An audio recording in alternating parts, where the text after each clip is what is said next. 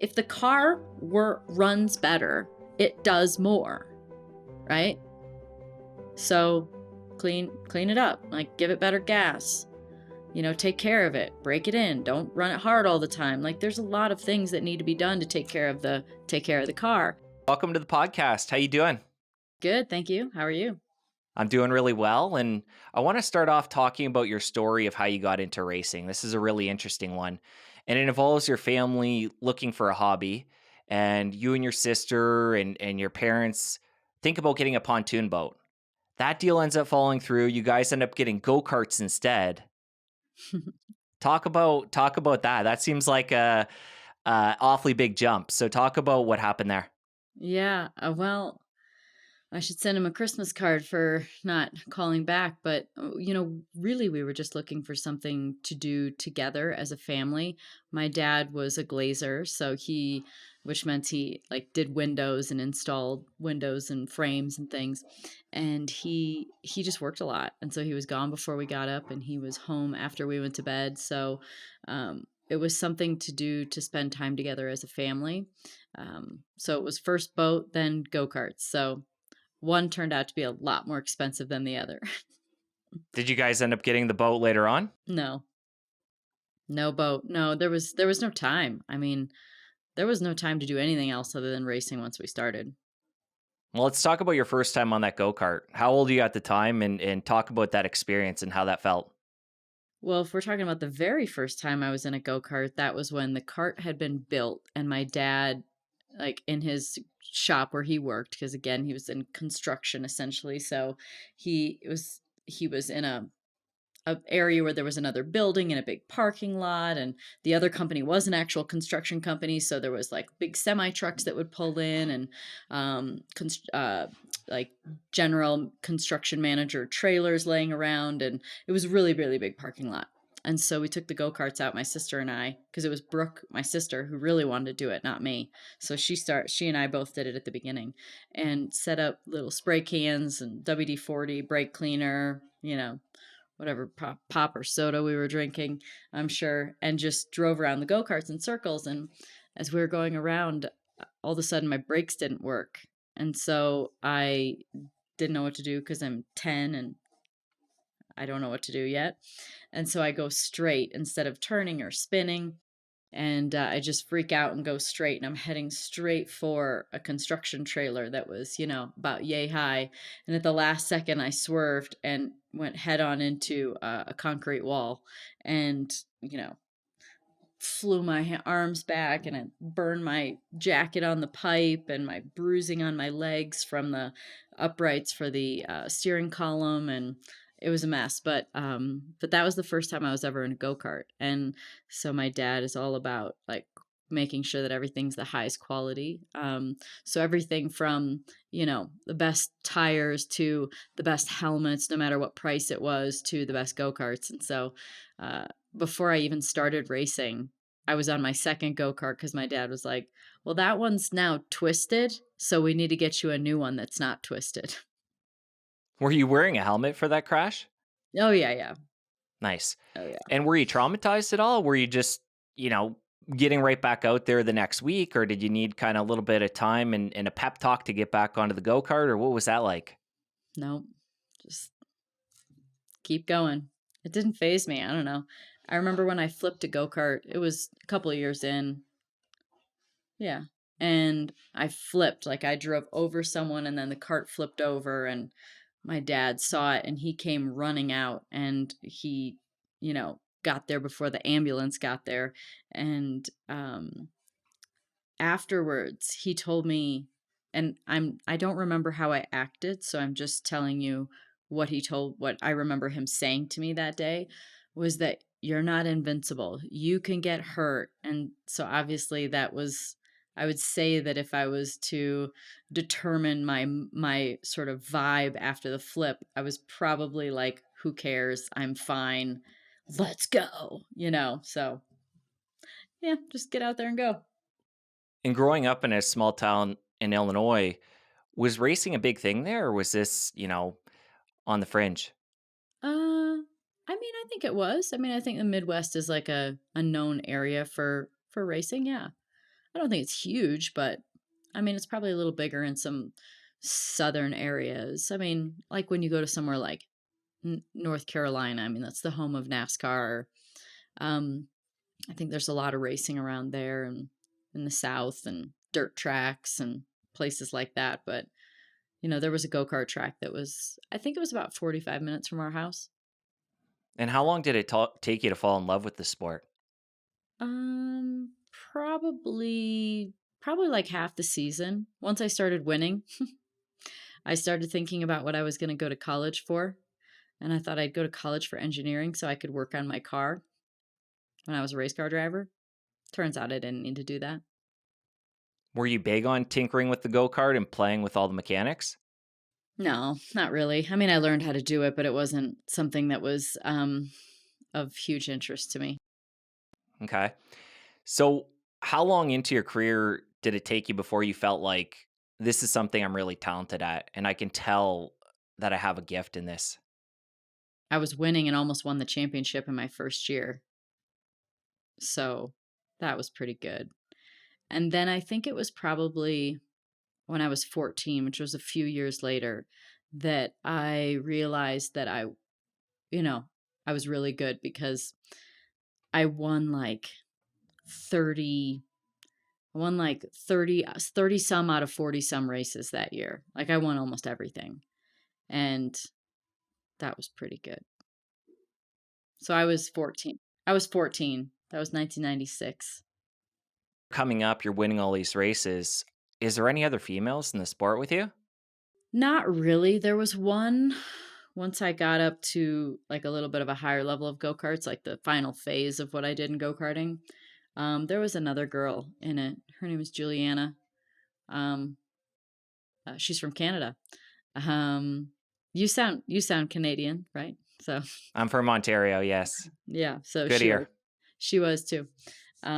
So that was about it, and she was pretty good, but that was about it. So talk about the transition of going over to England. I know age 16, you decide that you're going to leave high school early, get your GED, and pursue racing.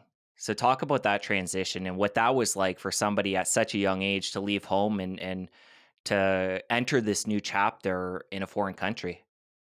Well, it was a family that was involved in IndyCar that I had met when I was 14.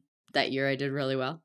Um, and they had kept track of my career over the next 2 years until I was 16. And when I was 16, it was May, so it was the Indianapolis 500 time. And they invited my dad and I down to talk to them about an opportunity because they had been following my career. And so we almost didn't go. It was like raining and horrible out, and it's like a 4 hour drive each way. And we almost didn't go, but I've found in my life that I always end up doing the right thing. Always is a strong word. I almost always, I very much tend to do the right thing. Um, so my dad and I went down and we had a meeting with them and they wanted to take me to England and they wanted me to drive race cars over there. And they said I could learn more over there than I could in the States in a shorter amount of time. And so that was what I did. It was, I mean, I left school when I was 16. So it was my junior year of high school. I went to the first month of high school. And then I was gone in England for 2 months racing. And then I came back for the last month before the semester was over with. And then, so that's Christmas break. And at that point in time, they wanted me to go back over there full time and race. So I left high school at 16 in the middle of my junior year and moved to England. You talked about that instinct you have where following your heart or your gut leads you to making the right choices. What do you think that is? Is it intuition or what is that? And how do you go about using that as a skill in your life? Yeah, I think it's just having integrity, having awareness, having good values, good parents, working hard, doing the right thing, um, and having a dream and a goal. And I think that then you tend to get those gut instincts or those intuitions or intuitive hits, whatever you want to call them, um, where you just feel like there's something you need to do. And so it was similar to when I'd come back to England after being there for 3 years, and I didn't have a job, I didn't have a ride, and Bobby Rahal was a guy that I met in England. He ran a Formula One team while he was there, but then he'd come back to the States and he had an IndyCar team. And he had raced Indy cars himself and had won the Indy 500 and, very successful driver. And I had got some information from someone random that said that if Bobby was to commit to a full-time Formula Atlantic car, which was the series right below IndyCar, that there was a chance to have a full sponsor for that. And so I was like, okay. So I almost didn't go to the track that day. It was IndyCar was racing in Milwaukee, and that's only less than an hour from where I live. And I just didn't want to go. And my dad was like, we should go, we should go.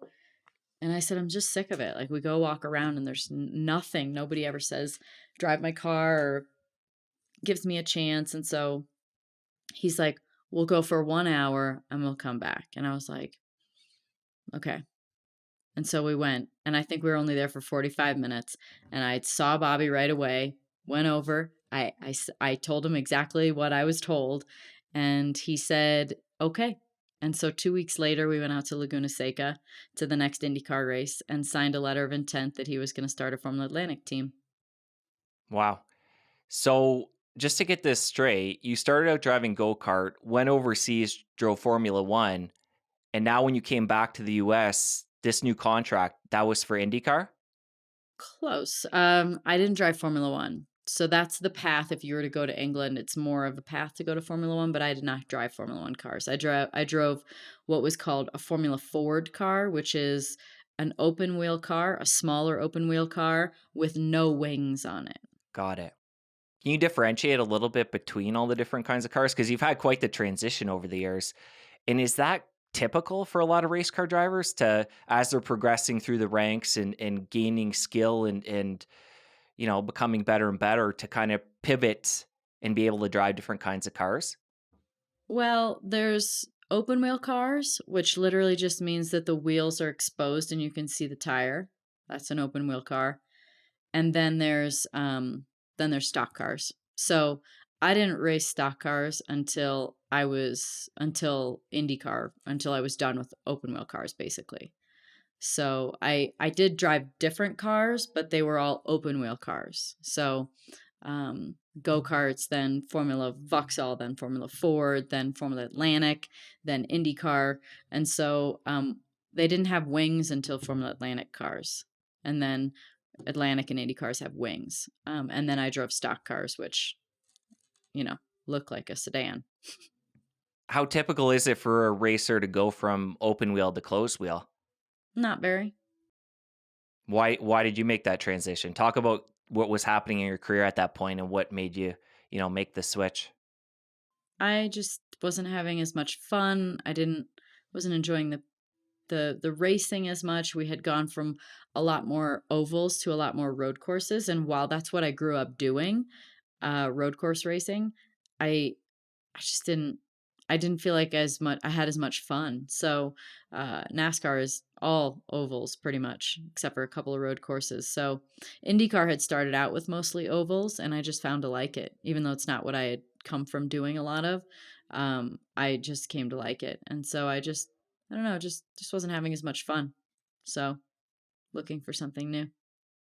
Talk about your experience winning in Japan, the Indy Japan 300. I mean, it was just a relief. Felt good. It was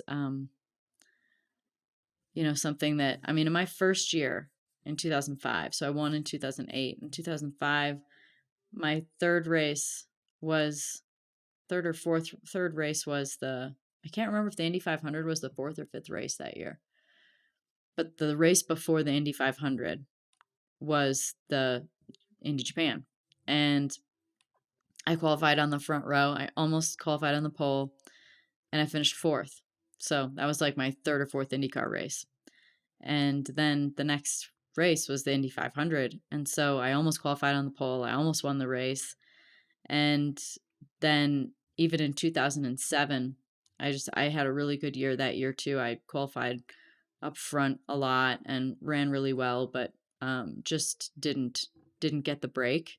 And so it was just felt like a long time coming. So when you got that break, you won the race. Talk about how that would have switched your mentality. I mean, you probably had so much pressure from, critics and the press and, you know, you hadn't yet won a race. What did that feel like and how did that change the way you were able to drive after that point? It didn't change anything at all.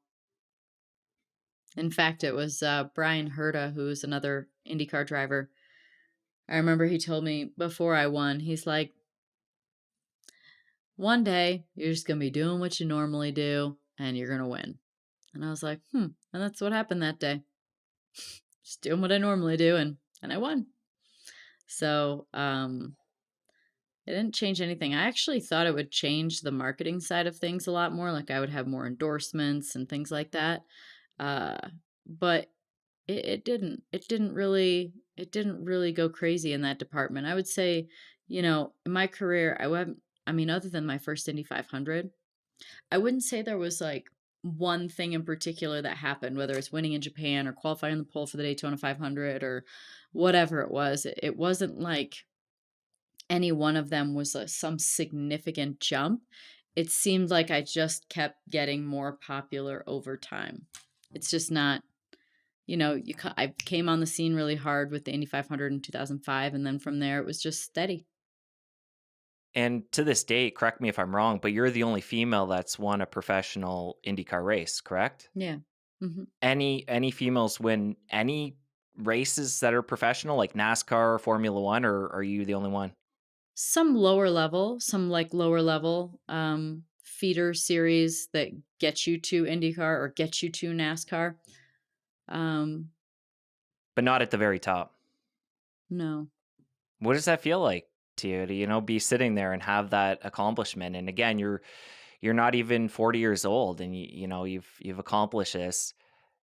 Does it is it daunting in a way? Like, have I already had my biggest success in life or Well, I did that when I was in my I mean, I did that when I was in my 20s. So, I did that in 2000. I did that when I was 24. No, 20, no, 26, 2008. Yeah. Yeah, something like that. 26 years old or so, 28, somewhere in there. I lose track. They all start to blend in. But I mean, I was in my mid 20s, mid to late 20s when I did that. So, I really wanted to win. What comes to mind first is that I really wanted to win in NASCAR. I mean, I really wanted to be a driver that had won in both series.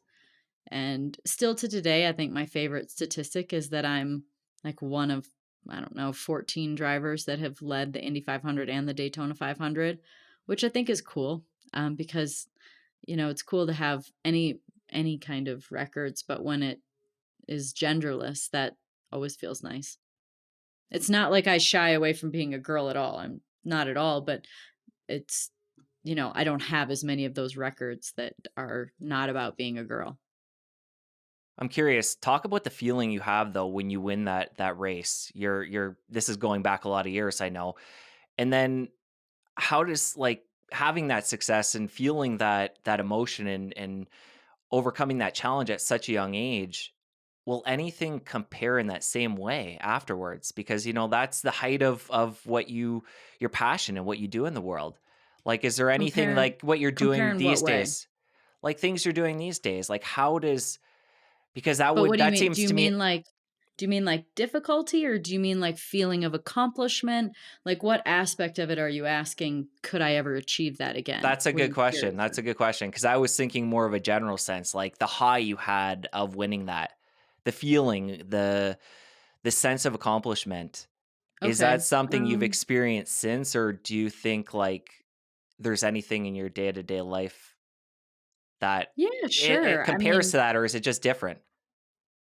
I mean, I think all those things, but I mean, I remember like the rush and the high after I finished racing in 2018. I hosted the ESPYs, which is an awards show that bridges all sports together, and I hosted that. Like, I'm not funny. I'm not a singer, a dancer. And so they had never had a woman host the ESPYs either. And, so I'm on stage in front of, all these people and, on TV too, and, uh, doing a monologue. So, I mean, like, that was pretty pressurized and pretty cool and, a pretty good rush. So, I would say that yeah, it's just, yeah, I mean, you can find it again, but I mean, with racing, you're putting, I'm combining like a lot of time that it took to do that. I'm combining a lot of people involved. I'm combining a lot of emotion that went into getting there. Also, the adrenaline and the energy that's coming from performing at a high level in a sport.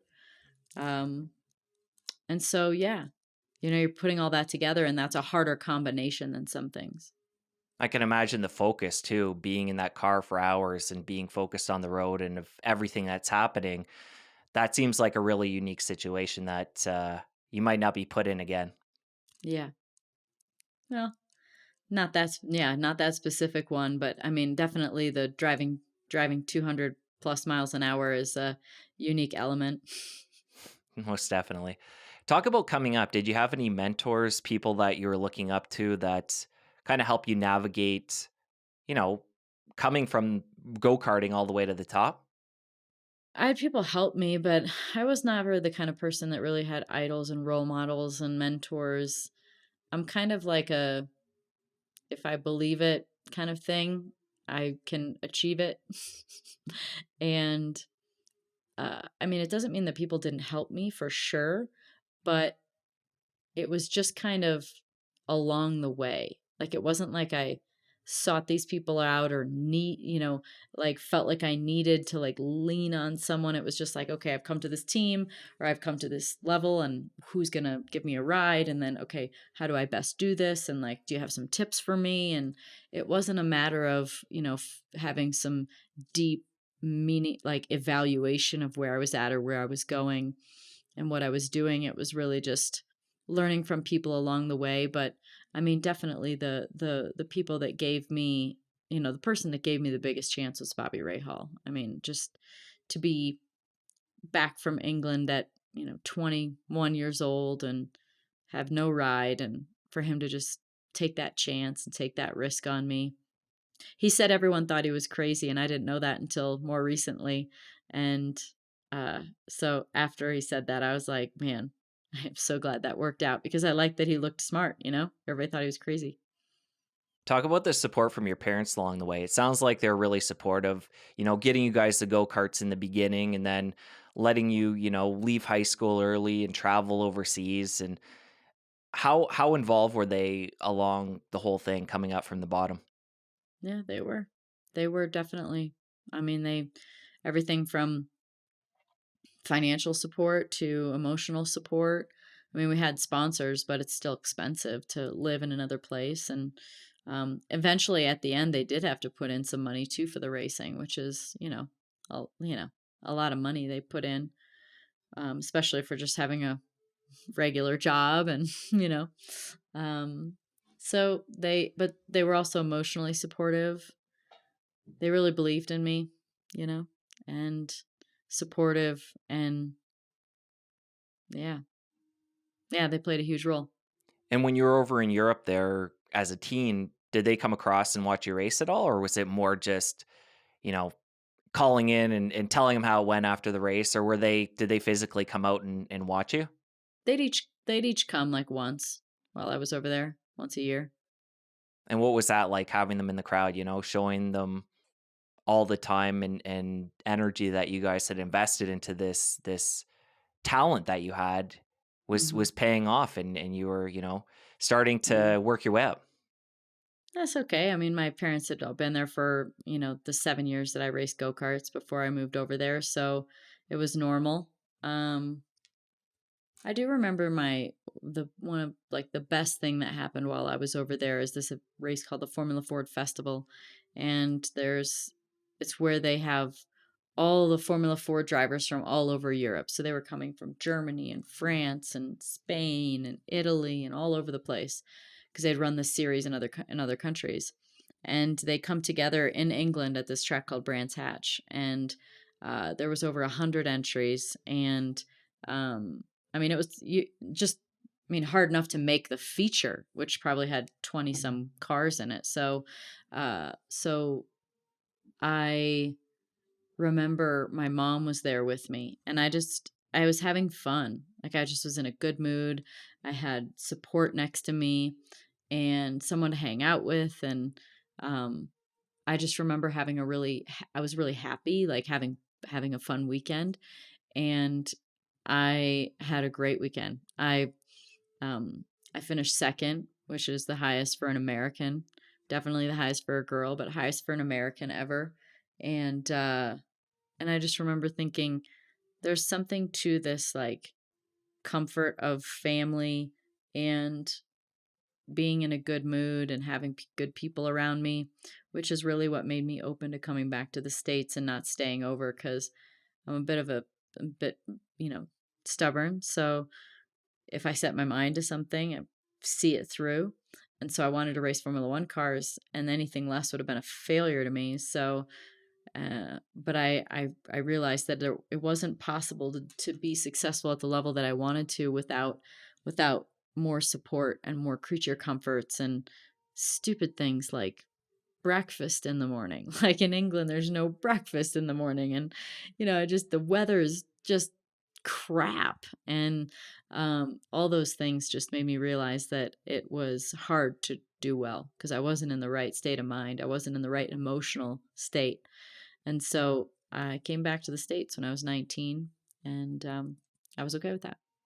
And do you find right away coming back to the States that it was really good for your mental health and it was uplifting and again having some of those comforts like breakfast and family around?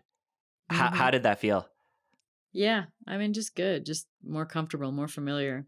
It was nice.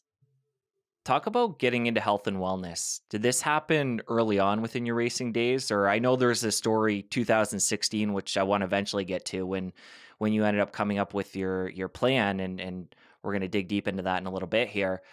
But what was your involvement earlier on in the health and wellness scene?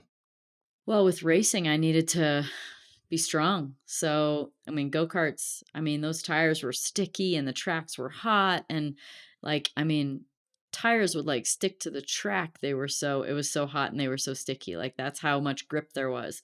So it was when I was like 14 that I started working out. I started, like, you know, I remember my dad made this thing for my forearms. It was a bar and a weight hung from a rope, and he, like, wind it up, wind it down, and working on my forearms, and I do push-ups, and then, because I obviously had a little bit of an upper hand on the whole driving thing, he let me drive to the YMCA, which was, I don't know, it was like 10 minutes from where I lived, 5-10 minutes from where I lived, and they let me take the car underage and go drive to the gym and go work out. So I've been in that's how far back it goes, to when I was 14. But and then even when I was in England, I mean, I'd hire a trainer. I remember I'd hire the trainer for like 2 hours and I was bored. So I'd be like, 1 hour is like playing tennis and having fun. And by the way, I'm horrible at tennis. So it's like, I just remember doing that. And then another hour would be working out. And, I've just always been an active person. And then I would say when I came home from England, like, I felt like I just, really needed to get more in shape. Like, I just didn't look the way I wanted to look. And so then that kind of shifted me into the next phase, which isn't just working out, but it's looking at what you eat. And, I'm sure you've heard it a million times, but abs are made in the kitchen. So you cannot outrun a bad diet for sure. And it's usually, I mean, yes, it's the hardest part too. If someone told me that I had to, like, if someone said, to look the way you wanted, you have to work out 3 hours a day, or you have to be extremely restrictive and controlling with your diet, but you don't work out at all. I'd be like, I'd rather work out for 3 hours. So, even though I'm extremely regimented and controlled, it's just, you know, I hate being hungry. So, but that's when I started learning about nutrition. And so I remember when I was still in England and I was going to a coffee shop, which coffee shops a lot of times were adjoined to um, a bookstore. And so I would go through the aisles and I'd pick out all the books that looked interesting. And trust me, I wasn't really reading. I was flipping through and looking at highlights. And then I just flipped through these books while I sat there and drank my coffee. And I started learning about stuff. And but yeah, then nutrition kicked in a lot more once I got back home. And I remember eating just a lot of grilled chicken and vegetables, steamed vegetables. Like it was in the age when, what was that year? That was 2000. So that it's crazy to think that was only 20 years ago, 21 years ago. Um, but I feel like I've had like so many lifetimes between then and now. But that was kind of when I feel like nutrition was just coming online. Like I don't know if does that strike a how old are you? I'm 39. I think we're the Yes. same age. Yeah. Yeah, yeah. So we're both the same age. So it seemed like all of a sudden at like 2000, it was like all of a sudden the low carb the low fat craze was finally over, and it was shifting into that was when actually Atkins started. It was like back in that at that time. That was when like do you remember hydroxycut? Yes. It's Yes. like That because was they and then a it came pill off that the would get market. you all amped up, and it was kind of Yeah, like because it had caffeine on ephedra. steroids. Yeah. Yeah, it had ephedra in it. And so it was kind of that era when everything was starting to like, shift mindset wise. Gone are the days when my friend Marianne and I used to go get every fruit in the store, cut it up and put them in bowls, and then eat fat-free Italian bread or fat-free white bread dipped in fat-free Italian dressing. And we were like the healthiest that we could imagine being, right? I mean, we're just like no fat whatsoever. We're going to be so skinny. Um, and so it was kind of at the end of that too, when I came back, that I felt like, there was a lot more awareness around food and nutrition, and it was starting to shift. And you talked about being in England and being in this coffee shop or these coffee shops that were attached to the bookstores. Do you remember any of the authors of these books that you're looking at? Any of No, them notable that no? not at all. I remember that I'm sure I was trying to find picture books. So you come back and that's when you got into, you mentioned chicken, steamed vegetables, and the Yeah. bread, and so that's when you got into the low fat.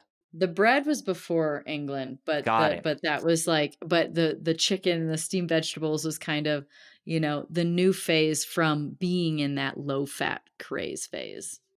And do you notice when you make these dietary switches, being somebody who is, you're still early on in your career, but you're somebody who's performing at a high level, do you notice any differences, any edge that you're getting when you make these dietary switches?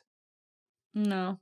But when I got skinny enough, my hip bones inside the race car, like they dig in, and so I realized that it was pretty painful if you had like bunching up or anything like that underneath it. Like strap on bone was not very comfortable. But no, not really. I mean, I think that, racing definitely is physical, but it's not like I'm not looking for a one rep max of something, Like that's where you really know your peak physical fitness and like your true potentiality is when you're looking for like, okay, what's my one rep clean and jerk, or what's my 1 mile time, or my, something longer than that. But I wasn't really ever going for those achievements. So, uh, and I'm young. Like food and fitness is so nuanced. It's so hard to know exactly what you should have all the time. And it kind of, I think it evolves. Like, we learn more information, our bodies change.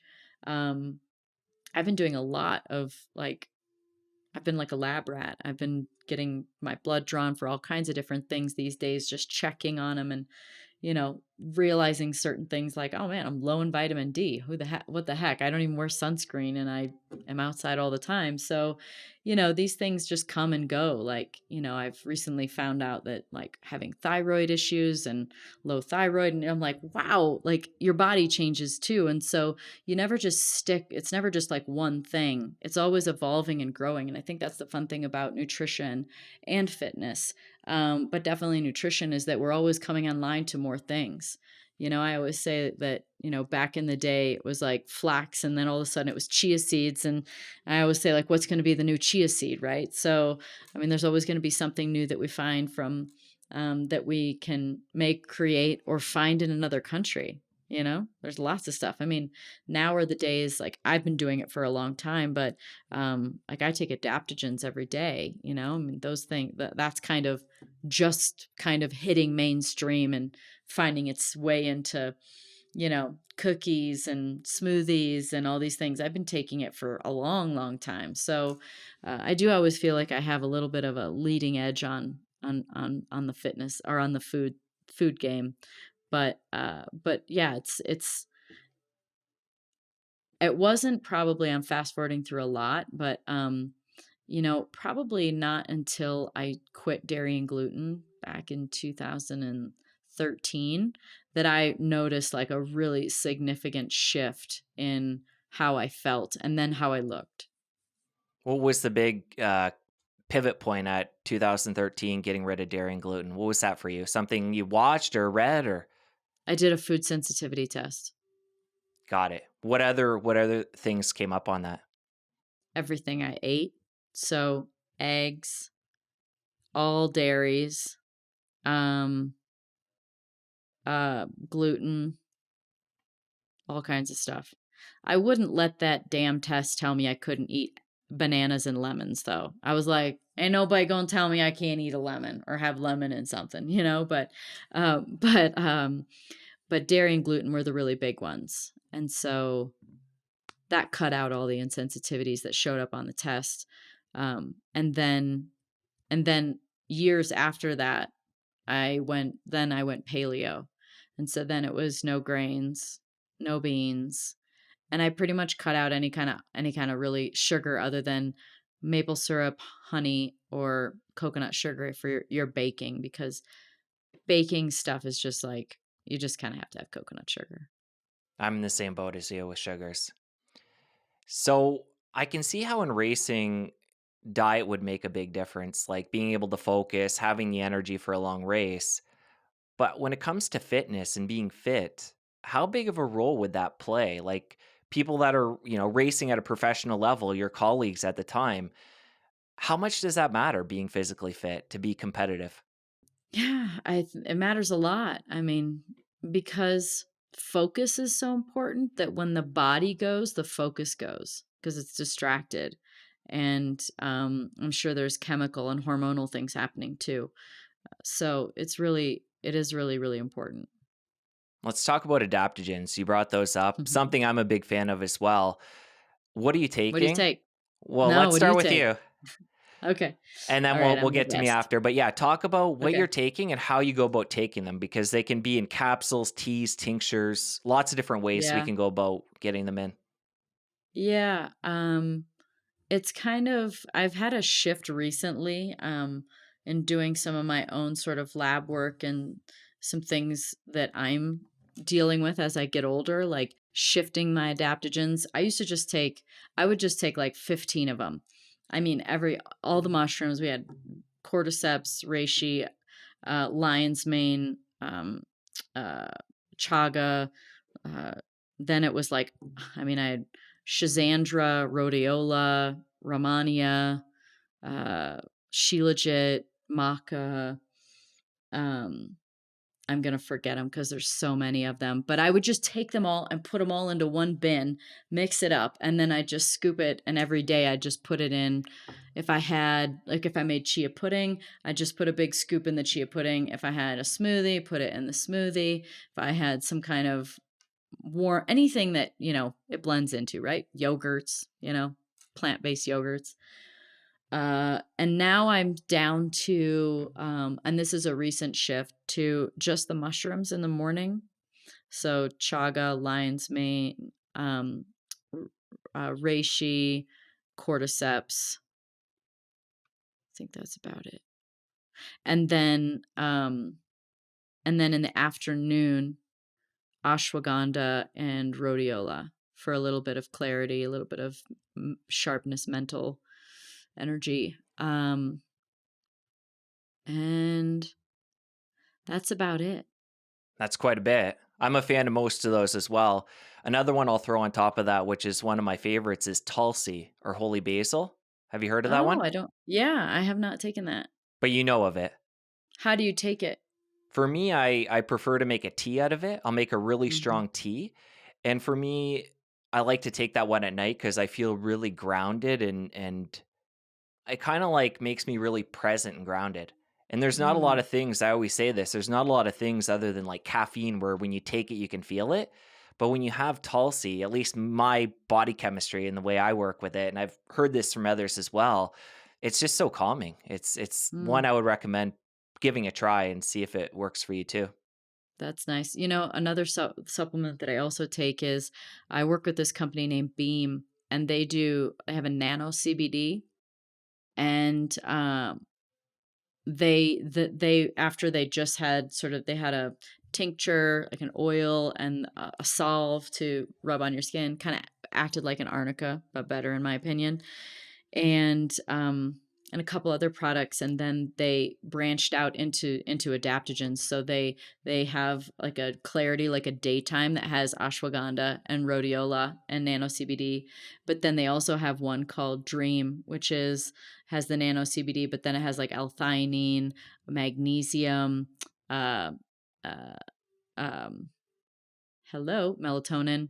And so that is like, oh my God, that powder is like knockout city. 20 minutes and it's like, bye bye.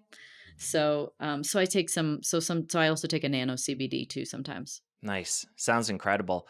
And it's kind of like you talked about before, the transition of the times. And I just feel like we're in such a time to be grateful for right now where there is so many of these products Mm, that are coming onto the market and that are already there and it's all happening so quickly. And it's like if you went back 1,000 years, maybe you'd have access to like one of these adaptogens if you're lucky. You know, there because a lot of them are from different parts of the world, and now we can, you know, yeah. fly them all in and make products where they're all combined. And it's just for people that are in the know and have the abundance to be able to afford, there's just so much to be grateful for with again where the technology has taken us. It's true, and they are expensive, there's no doubt. I mean, a jar of something is $50 and that's just one. So, and especially because quality is so important. I mean, you know, you really, I don't, there's probably not, I don't know what the regulations are, but I'm sure there's filler, and I don't know, some companies maybe, or just poor sourcing. Like, there's a really big, I also make wine. So there's a really big difference between like good wine and bad wine, right? So you want the good rhodiola, not the bad rhodiola. But I think that it is a really interesting time. It's I think plants are I feel like we've gone backwards when it comes to, not backwards, but we've gotten to back to a better place since kind of the time of the wars with food and nutrition, where it just needed to be mass produced. And that was the Campbell soup era, where just stuff was just mass produced. And now I look at so much of that stuff, and anything that's pretty much in a box that has complicated ingredients, or just a lot of things that aren't coming from the fresh aisles, and I'm like, it's just fake food. Like, I look at so much stuff, I'm like, that's just not real food, And so plants are making a comeback. Even everything from farm to table restaurants that kind of were coming back into popularity probably 10 plus years ago. It started getting more popular again. But then people, that being the norm, and citing where people are getting their products, right? They're like, oh, this comes from Snake River Farms, and this is a a wahoo tuna, whatever, like they're calling it something. It's got a name, and it has a source. But I think plants in general. I mean, you see it even in a much more sort of progressive way with people, where you see it in the plant medicine world of the up and coming of the psilocybins and the ayahuascas of the world. Like, I mean, that stuff too. Plants have been around for ever and ever and ever and ever. And I truly believe that if we're biological beings, that there is a biological solution for things. And sometimes it comes in the form of plants and medicine, and sometimes it comes in the form of emotion and processing, but there is a biological fix for it. And I am so grateful for medicine, modern medicine, when we have acute traumas and things that happen that need a resolution fast. Like, it's funny, I was talking to somebody about this not too long ago, and it's like, if your arm is falling off, you don't want someone to be like, here's a little lavender. This will make you feel better. It's like, no, no, no, no, no. I want the real stuff because it's a trauma. And so medicine has its role. It's just that it should be a last stop. It shouldn't be, we should be striving to not be on synthetics ever. And if we are, we should strive to get off of them, and how to holistically shift our biological, set point to being in a place where we don't need them anymore. Because it's I know that the world is a different place, and I mean the day and age of farming and Monsanto, and depleting our soils, and the nutrients that's in our food now is just so minimal compared to what it used to be. And I posted something not long ago. It was, it takes, I don't know, like 7 apples to achieve the kind of nutrition that used to be in this tiny little apple that you got, many, many, many, many decades ago.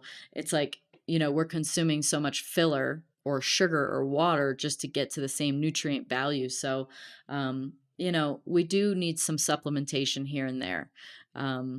Obviously, because we're lacking it from the natural sourcing, which is why I just want to go off grid and have a farm, and just have my own garden. And I love that idea. I love fresh food, and I love cooking. Do you think that might be in the cards down the line? Getting more, Yeah. away from society and becoming more self-sufficient? Yeah. Yeah, I do. I think that will be more of the way of it. I think that culture is being kind of, there's a lot of shifts going on right now. And I think I think that's going to be an option down the road. I joke about a commune all the time. I feel like a lot of people, at least in my world, joke about that or are into like tiny homes and alternate ways of living, like the whole van life movement going on right now. So it seems like it could just be my world because it's a bit skewed, the different people that I'm hanging out with. Where do you live?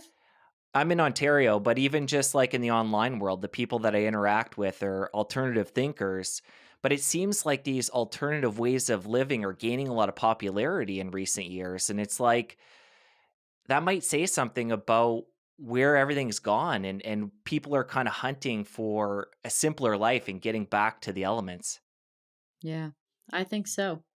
I think so. I think that, this, I think there's a lot of things being revealed in society, and the blind spots we've had, and the areas in which we've been taken advantage of for money, and for companies to mass produce things for profit, and uh, lack the integrity needed for you know ultimate health.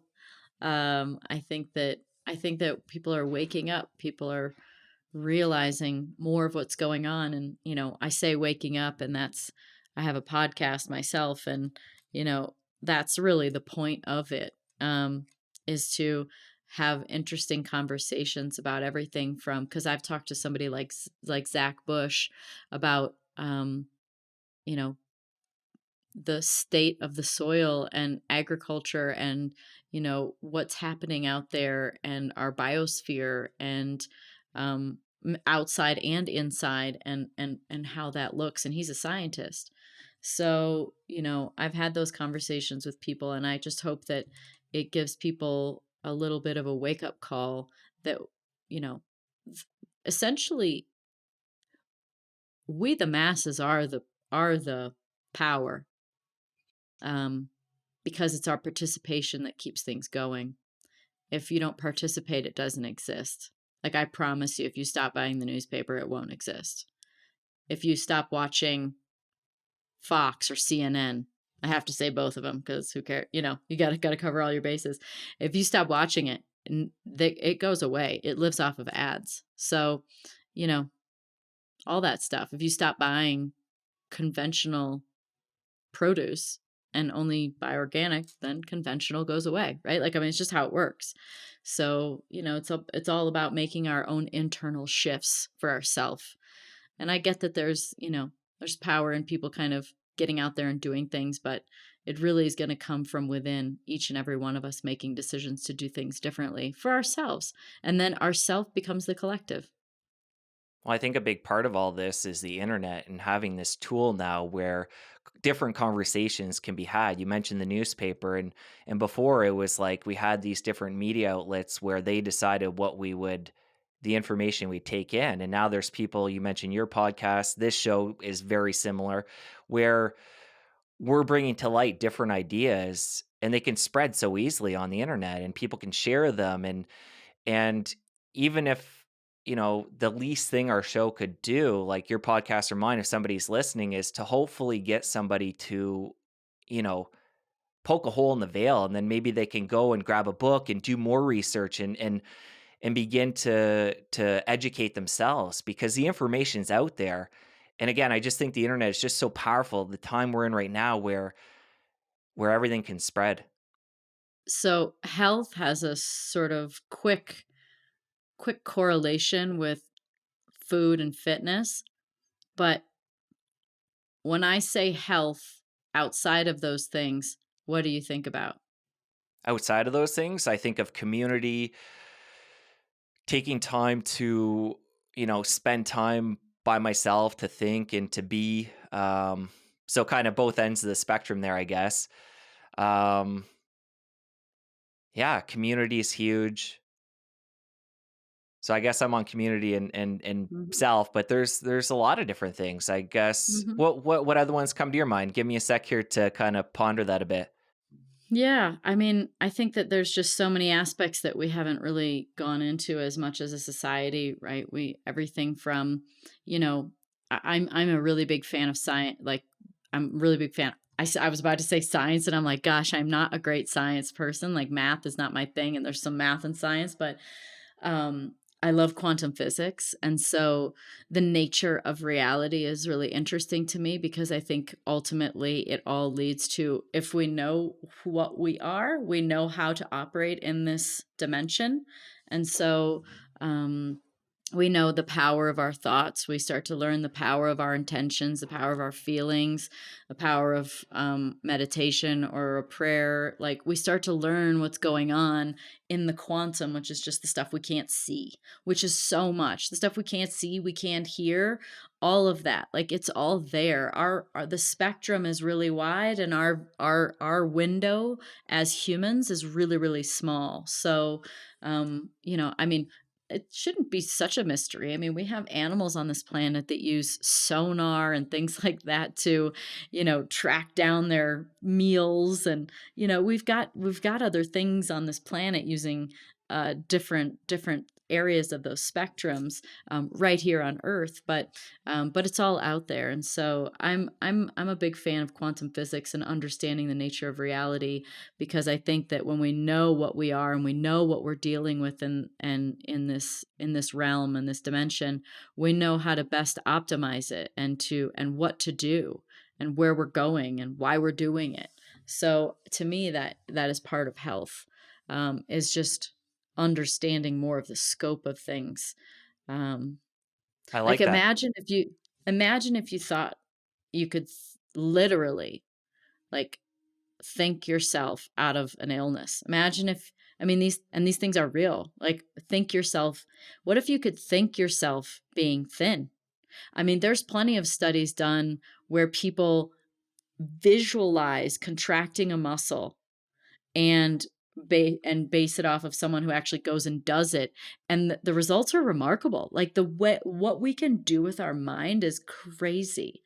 So Anyway, are we, the mind is just something, and consciousness and the quantum field is just something that fascinates me. I interviewed a guy named Nassim Haramein, who's a brilliant scientist that's literally he's rewriting equations because he's finding faults and being able to be more precise. And he's fascinating. So I just love that stuff. And have you been into this for a long time, or is it kind of new when you did this interview and with the podcast? Oh, no, I've been a fan for a long time before. I, I love I've kind of so how long have I been into him or into quantum physics as a sort of like I'm saying those words? More like 3 to 5 years, but I think I've always been into spirituality and what else exists and what's out there forever because shoot, I was buying like Linda Goodman's, astrology like love signs books when I was a teenager and calling psychics. And I mean, I love that stuff. Like, I just think it's fascinating. These people that have connection with with the quantum field into the spirit realm and just, knowing about these other aspects of our existence. So I've been a fan. So those are kind of like obviously a little bit more like Nietzsche kind of fun, but it's the root of it is that the root of it is I've always believed that there was something to prayer, always believed that there was something to intention, always believed that belief was so powerful. And in fact, to come full circle to racing, it was that I believed I was going to be successful that I think that I was. Like, I just, for some reason, believed I was going to be. I didn't know why. I didn't even have a good reason. I mean, I came back from England when I was 19 and I didn't have a job for 2 years. So like, why would I think it was going to work out? I just believed it was going to.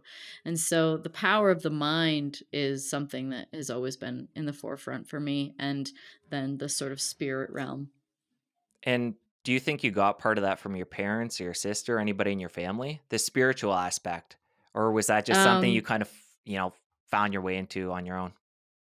well, I truly believe that we come in as unique individuals. I'm someone that believes in reincarnation, and I believe that I don't know if you've ever heard of this lady. Her name's Dolores Cannon. She was a No. hypnotherapist. You can look her up on YouTube. She's dead now, but she was a really cool hypnotherapist that talked about going into like deep, deep, deep into the subconscious. And she would say, this is something I always think about, is that if you don't get it right in this life, if you don't learn the lessons, then you have to come back and do it again. And maybe you switch spots with someone that you had a problem with or something that you didn't figure out. And, you be the girl and I'll be the boy now. And so I'm like, that resonates with me so much. So every time I have a challenge, I'm like, learn the lesson. I don't want to have to come back to do this. I don't want to have to spend 39 years to get back to this same spot again to hopefully make the right decision. So I believe in all that stuff, and I believe that we come in with a unique imprint as a person, and then I believe in genetics. I'm starting to believe that even more with getting older and seeing certain patterns in my parents and myself from a biological standpoint. I'm like, oh, mom, you could have told me that that was in your blood work. That would have been helpful. And that and that and that. But I also believe in epigenetics and you becoming your environment. There's great guy named Bruce Lipton that talks a lot about epigenetics. Fascinating. Um, and I believe in cellular memory from past lives and ancestral lineage and all kinds of stuff. So I just think that there's more to our existence than just our parents. No, it's all fascinating, and a common thing you probably notice is I keep trying to probe to kind of see where this all comes from in you because like hearing you talk about supplements, adaptogens, and you have such a deep way of looking at life and your life and the life of the plant, like just how everything works in this world. Where does that come from? Like, where is the inspiration for that? I mean, kind of what I was saying, I think that you come in with certain, like I was just talking about this yesterday. I'm like, I think I came in like, I'm not exactly like, I've got everybody's unique for sure. But like, you just, you know, feel like maybe you've kind of done these things before. You've been there. You just kind of get it, you just I mean, there's other stuff I don't, but like math, I'm horrible at math, but that was not a gift I got. That was not a talent I've had, but apparently I was never good at math in other lives either then maybe. But where did it come from? I mean, I have an insatiable curiosity for the nature of reality, and where that came from, I'm gonna say you said the word veil, which is kind of what led me into this part of the conversation, because that's like a trigger word to more. And so I would say that to me, the veil feels thinner. Like I feel connected to spirit world more so, connected to the quantum field, connected to energies. We got on and started talking about whether or not I was going to put these things in, which the only reason why I have these is because I'm running the Boston Marathon and I have a Garmin, and there's no way to plug into it. So I have to use these. And if I'm going to go out and run 20 miles, I'm going to need something to hear. But normally I would rather ground in because I don't like EMFs. I don't like frequencies, and I'm really sensitive to them. So like that's something where, I can just purely feel frequency. I can even hear it. And so that stuff's going on all the time. Everything is electrical. Everything is charged. We're charged. Everything is charged. And um so I've always been able to feel that and have an intuition about it. Intuition and feeling. So I guess I'm trying to give you like I can feel it. Now I don't know why I can feel it other than the fact that I think somehow it's like you hear a lot of spiritual people talk about an antenna, like and tuning into frequency. Since everything is vibrating, then it's like turning the dial to like 101.5 instead of oh, now I want to go to 107.9. Like you have to you have to tune yourself and to get into the frequency, to hear it, to understand it, to feel it, to know it. And I just perhaps maybe I just more tuned into some of those more woo-woo things, more things that you can't see. And do you think part of that being tuned in has to do with the way you eat, the lifestyle you're living, the exercise? Oh, yeah. I think that really helps. The only thing I can think of that my dad, when I was young, um, he would say when I was we'd talk about something that was, like, crazy or something monumental or amazing that was built or done, like, let's say Egypt, and he'd be like, "Egypt?" He's like, "The aliens built it." And I remember him saying that all the time when I was a kid. If it's something unbelievable, he's like, "Ah, the aliens built it." And, so I think that there was probably a little planting of seed there. I went to Egypt earlier this year, which was amazing, and 100%, like, we don't get it. We don't get it. There was far more advanced technologies. There was, I don't know, in my opinion, perhaps even, along the way, even way before that, some splicing of DNA with extraterrestrial sort of, genetic coding, certain things that just skip a beat in the timeline of evolution. So I believe in some of that stuff. But my dad would say he would talk about aliens building things. But other than that, I think it was just, I just really, um, yeah, I think that food and I think being cleaner and clearer. I mean, for those who are really into the woo woo, and if you're still listening, and if you still get this, and if you're still interested, and if you've heard some of this before, like you'll hear about the pineal gland and you'll hear about fluoride. And I mean, I just bought toothpaste today, and, you know, my boyfriend was like, this one, I was like, I get the one without fluoride. So, um, you know, that, your pineal gland is your third eye, and that it kind of is access to the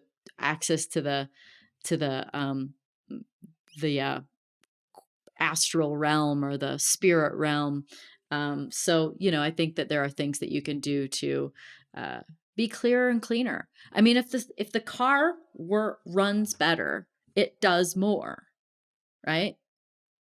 So clean it up, like give it better gas.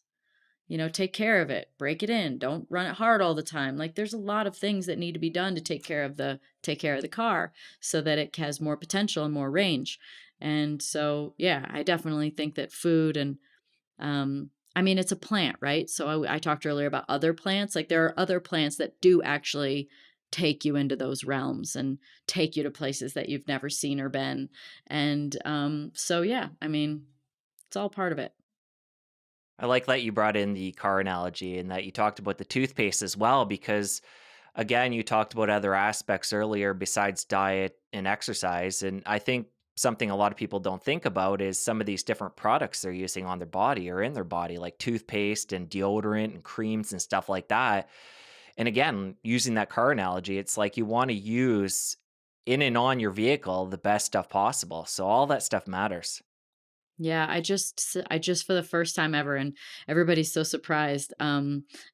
Mostly because I've just generally had nothing to worry about, but I've sat down with a functional medicine doctor for the first time, and everybody's like, "Oh my god, you're gonna love that because it's so holistic." It takes into account, you tell them about like what was my birth like, what was the first 5 years of my life, 5 to 10, 10 to 20, what was your job like, what were environmental sort of toxins and things that you might be exposed to, all kinds of stuff like what do you eat, how do you work out, like where do you live in a city, do you live in the country, like there's so many things that go into a functional medicine doctor's thought process and putting the puzzle pieces together that toxins and what you put on your body and what you consume, I mean all that's such a part of it. And so I think that we've become more awake to, again, it was kind of like, I think organic became a thing in food, and now it's kind of moved on to the products that we use to clean our house, to put lotion on our body, or moisturize, and what do we put on our face. Like I went from using like super expensive like face cream to I just use oil now. I mean I mean that's all I put on my face. I use some other sort of like, more like uh what were they, like acid, like sort of like clearing things, toners. But then for like moisturizer, all I use on my body, my face, my body is oil. What kind of oil? On my body, I'll use almond or jojoba.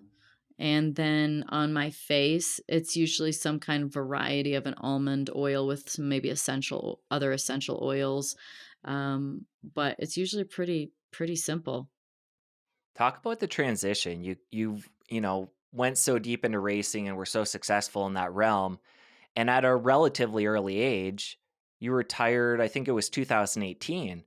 And now you're doing these woke interviews and you have your book out teaching about health and wellness, and you're really embracing getting the health and wellness message out to the masses. Talk about, on a passion sense, the difference between racing cars and now this world you're in where you're talking to different people and helping get that wellness message out. Are you Mm. more passionate about one or another, or is it just too different to compare? Well, I mean, I would say I'm probably a little more passionate about what I'm doing now. I mean, I loved aspects of racing, but racing itself wasn't so pulling. And like, I just did it. Like, I didn't like to study. I didn't like to look at data. I didn't like to do all that stuff. Um, but I find with what I do now, with interviewing people and the things that I do, like I study, like I truly like with joy. I love learning. So, I just interviewed Jordan Peterson the other day, and I'm like, I had already been familiar with his work for a long time, which is why I wanted to interview him. But I mean, I deep dove on 10, 12 more hours at least watching stuff on YouTube and listening to interviews that he's done, not only being interviewed, but interviewing other people. And, like I just love that stuff. I think it's really fascinating. And so I probably am a little bit more mentally stimulated. I realize I have a pretty insatiable mind. So it's a good job to have if you have an insatiable mind for information and learning. And what about the people around you? You talked about your boyfriend earlier and the toothpaste and obviously when you have a relationship, both people to some extent, it's a lot easier when they're on the same page. How does that work for you guys? Are you guys relatively both, are you teaching him a lot, or was he already there and he's teaching you things? Or how does that work, the dynamic between the two Yeah. of you within the health and wellness space? Yeah, I mean, he's a wealth of knowledge. Like he was the one he bought me a book called Boundless by Ben Greenfield. He's a biohacker, and I was like, wow, this is amazing. So then I ended up interviewing him, and he's read all the Tim Ferriss books, and he's a really smart guy, and he's really good at also knowing what it's called minimum effective dose is. Like he's really good at knowing like how little you have to do for the maximum amount of return. And I'm not as good at that. I'm like, if a little's good, a lot is better. Like I'm one of those that's going to err on the side of overtraining than under or minimizing. So I'm learning a lot about like rest and taking some time and recovering and just sort of other techniques and modalities. But I mean, he's a wealth of knowledge when it comes to food and fitness, which is why it's so fun. Like we just this morning we just are taking some time away from the Arizona heat for a month and went and the first thing you have to do is go to the grocery store, right? And so we just mill around the grocery store and getting all the best stuff to have and it's like first stop and so, the kitchen is full, which is like my number one priority. I love when the kitchen is full and the fridge is full. But it's fun and easy. It's not a drag for either of us or for him. He enjoys it and finding the best stuff and taking care of himself. So that's nice. It makes it nice when someone else is on the same page. Yeah, I totally agree. My wife and I are the same way, and when we travel, one of our favorite things to do once we get, unpacked and in a new area is to head out to, like you said, a grocery store, hopefully like a Whole Foods or Trader Joe's, and get everything stocked up. And it's just so nice when you're on the same page and you both prioritize that quality and that health and wellness, lifestyle together. I agree. I was looking up when the farmers market was because that's also so great is to get to a farmers market to get like one thing that I must get because so one of the things that was on my food sensitivity that I said I took back in 2013 was eggs was on there and that's like I mean I would just I foolishly disposed of a lot of yolks back in the day, but I ate eggs all the time, and so to eliminate that, I was like, oh my god, what am I going to do for like protein? And so I was on David Asprey's show, and who did started Bulletproof, and so I was telling him that that was such a bummer for me, and he's like, oh well, a lot of people have that. He's like, you can have duck eggs, and I was like, what? I can have duck eggs? So um all I wanted was for my boyfriend to find me duck eggs. And so one night he came over and he had 2 dozen duck eggs, 2.5 pounds of Wagyu beef, and a box of microgreens. And I was like, you just get me.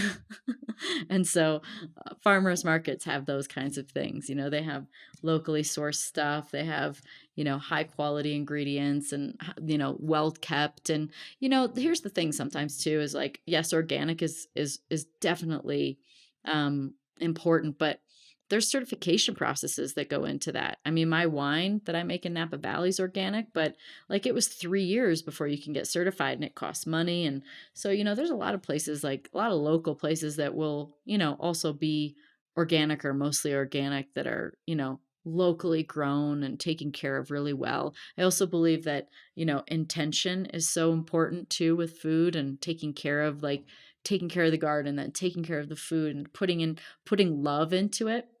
I interviewed a girl named Serena Poon, and she talked a ton about that and how, because again, if we're talking about energy in this quantum field, it all matters. The state of that cow when it died, like how it would live, mattered. The state of that basil leaf that grown inside of a building with no natural light is different than the one that grew outside in your garden with the beautiful sunshine. Like they're different and the environment and then the intention behind it. And so I think that that's why I'm a big fan of gardens and things like that because like taking care of it means loving it, and then when you love it then you go to make it and you're proud of it because you grew it, and then you're putting more love into it when you prepare it, and not to mention it always tastes better too. What's your garden like back in Arizona? I don't have one. I lived in North Carolina for like 5 years, and I had a garden in North Carolina, and it was so fun. I had, there's summer and winter crops in Arizona in North Carolina, as there are in most places. Um, but I had in the summer, I'd have a whole bed of sweet potatoes that were growing. I had all the herbs, and then I'd have peppers, tomatoes, cucumbers, zucchini, squash. Um, I found out that organic growing and squash bugs are a damn thing, and you gotta be ready for that because I lost my crop to squash bugs. Um, but then in the winter, it was like cauliflower and broccoli and all the greens, chard. I had rainbow chard, kale, spinach, romaine. There's like so much to grow. It's so fun. I had a lemon tree. I think it was a ponderosa lemon tree, and when the lemon blossoms would pop in the spring, I mean, you've never smelled anything so good than lemon blossoms. I had some other greens in different containers. For those of you who are interested in gardens, I will give you one bit of advice. Mint is a weed, and you do not want to plant that with anything else. It needs its own pot and its own home because that stuff's a weed. I've That's all I learned have to that say one the about hard that. way. Lemon balm too. Me That's too. that's a later Oh, one I've learned. really? Yeah, it's Oh, taking over our herb bed right now. parsley gets pretty out of control too, but mint's a weed. But it's fun to experiment, get your hands in the dirt and learn these things firsthand. You really can't Yeah. go wrong, you just learn a lesson like that and Yeah. pull it all out and start again, and Yeah. yeah, I have a lot of Or fun in the garden too. yeah, or what I did was I just went down to the seed store and I just said, "Hey, I'm planting a garden and I want to pay you to come out to help plant it so that I know what should be grown, what next to each other should be grown, how much space each thing should have." And then you get like such an incredible head start on having a garden if you just have a professional come out. And then you end up realizing like the true value of soil. Like there was dirt in them that was put in by some, landscape people. And I had to get rid of it. I had to take some out and put all good soil in. Like soil's super, super important. And, some of the micronutrients that you'll put in before you like down in the bottom of it before you put the plant in and then fill it back in. Like there's little tricks that you can do that make things grow a little bit better. And so having someone that's done it before, just like at least first time, is so important. So I would have someone come out to plant and to harvest the summer and winter each time. Definitely good advice. There's a lot to learn, and gardening is an art and a science. Yeah, exactly. One thing I want to do with my garden, and this is something I haven't gone deep into, is learn how to preserve a lot of it because it's great up in Ontario. We don't have that long of a growing season and we get all this fresh produce for a short period of time. But it's like, I'd love to be able to learn how to preserve that and have it over the winter more and make different ferments and Yeah. canning and stuff like that. So that I think is the next area I'm going to go a bit deeper into. Yeah, I also, for a hot minute, I lived in a cold climate for a couple of years, and I was so badly wanted a garden that I got very interested in greenhouses. So I had a greenhouse built. Never ended up using it as that phase of my life passed. But I mean, greenhouses could be another thing up being in Ontario and Canada. Like they're not that expensive. I ended up getting one for my sister for Christmas because I just thought they were so cool. So, they're not crazy. I mean, it's an investment, but I also think they look really good. Yeah, definitely. Is she using it? Yeah, uh-huh. Yep. She's got like strawberry or no, um, she has mostly tomatoes in there, I think. Nice.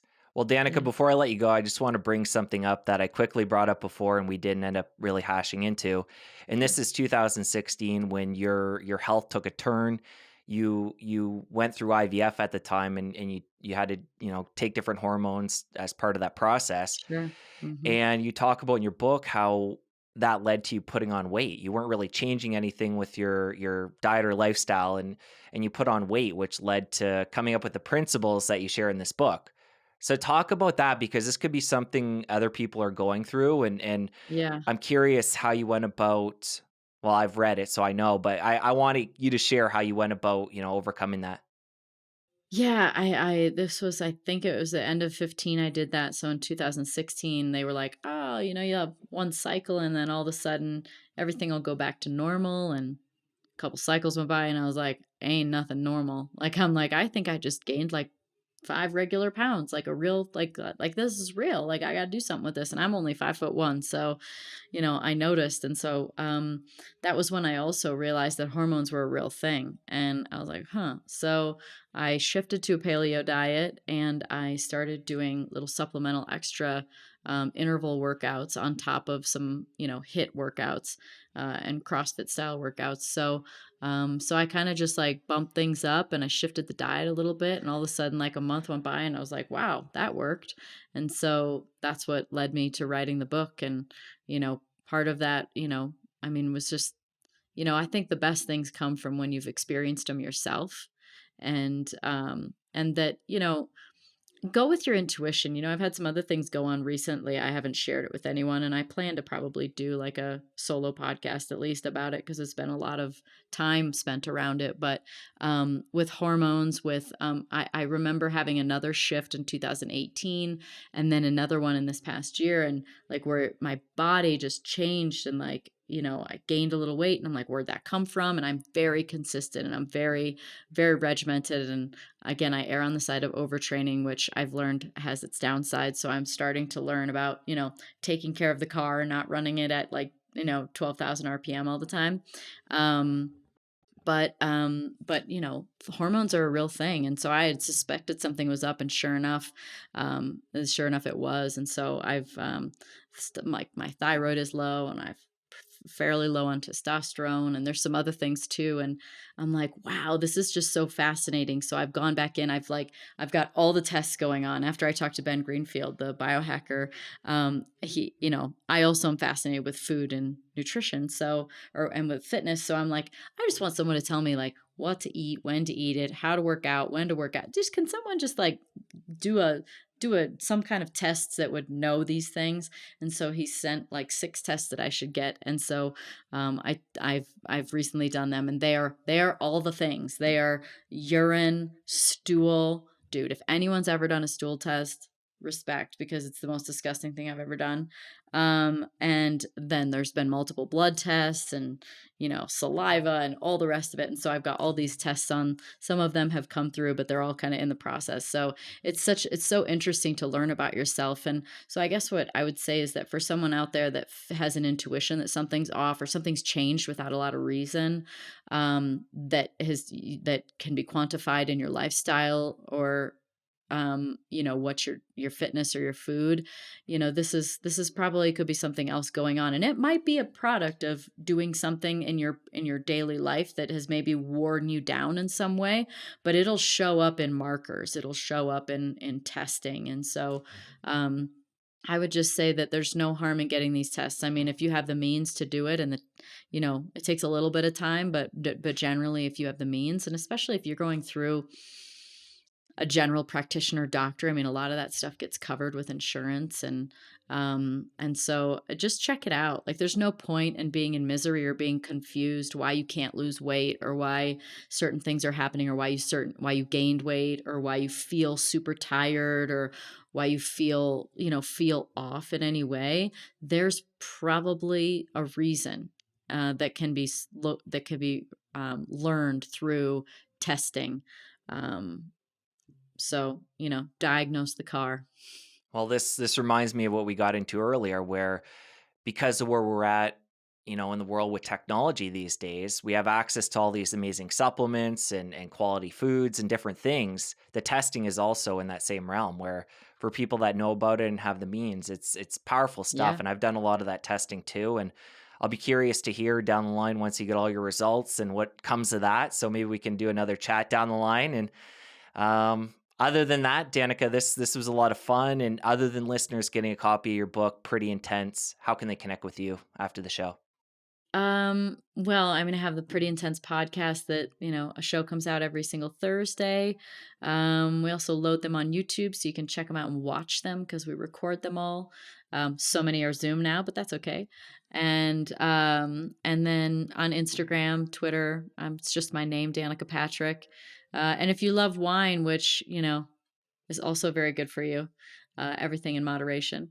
But actually, I really wish. So I interviewed a guy named David Sinclair, who's a scientist in the field of anti-aging. And one of the ingredients that he takes is resveratrol, which is anti-aging. and it's in wine. And so I was like, "Oh, well, how much wine do I have to get the resveratrol that, like, let's say you're taking?"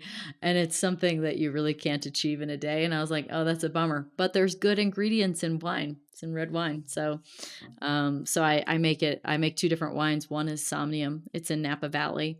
I make two different cabs, a rosé and a Sauv Blanc. And then there's also a French rosé that's grown and made in Provence. So that one's called Danica Rosé. So yeah, lots of little projects. All right, Danica, I'm going to link it all up in the show notes. Really enjoyed this. Let's do it again sometime. All right, thank you. Thank you.